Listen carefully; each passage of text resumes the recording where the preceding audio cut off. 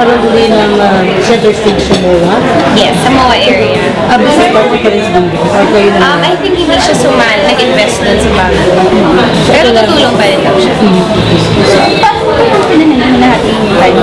Or hindi na naman hindi ako kasama sa operations. So, hindi naman siya very demanding. movies na Hindi nga nagtutugma yung schedule. Actually, I was supposed to do something Holy Week. Kaya lang, meron akong panatas sa Subic. So, hindi ko rin siya ma-stop. And naglalambing, nagtatampo yung mom ko sa akin. Nung birthday ko, nag-wish siya na, my birthday wish for you is for you to spend time with us. So, alam nga naman na yung only vacation time ko ay gumawa pa ako ng movie. There are times when you have to really put your foot down and say family first. And this is one of those times.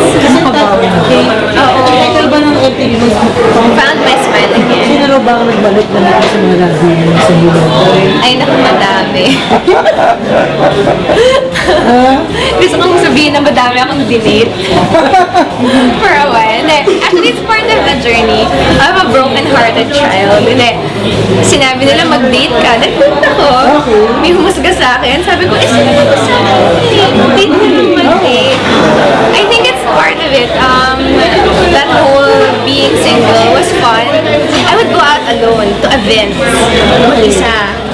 Habang may pinapakita sa screen. Mga ganyan, may mga embarrassing moments na talagang nakatingin sa akin lahat ng tao na parang, ano ginagawa ko dito mag-isa?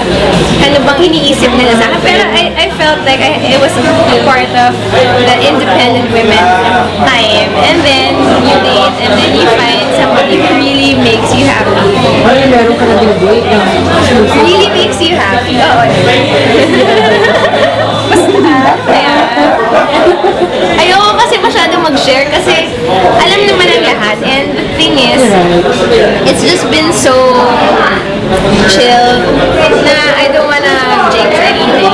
And I'm not hiding anything. I'm just not oversharing. Ano ba yan? Dahil sa nangyari before, very open ka sa relationship. Yeah, too open. Ngayon, you want to keep it parang private. As private as I can, but still not trying to hide. Alam mo yun? Hindi naman ako nagsisinungaling nagdi-deny or anything. It's just that, I guess, people can read between the lines. So I'll leave it at that. Matalino naman sila. Chismosa din naman sila. So, diba? Parang ako.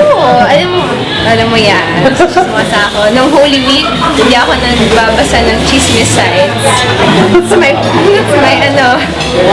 fasting. Imbis na fasting, yun ang ginawa.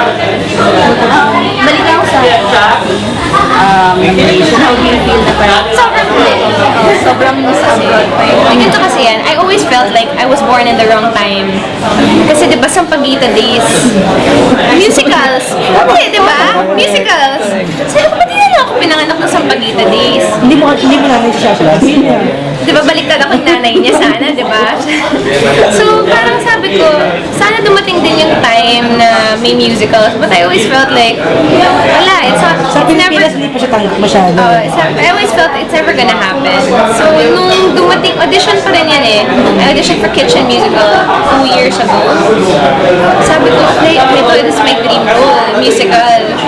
Tapos, ang tagal bago nagkatotoo, mga 1 year. Wala kaming news kasi very highly confidential siya. So when they finally called me back, nandito na sila sa Philippines. I even had a different project na I had to give up, yung Light in the Piazza. And then, yun, for me, it wasn't about what's gonna happen. It's just me living my dream role. So parang plus na naman. Question pa, then. Okay na, Yes, maraming thank you so salamat. much.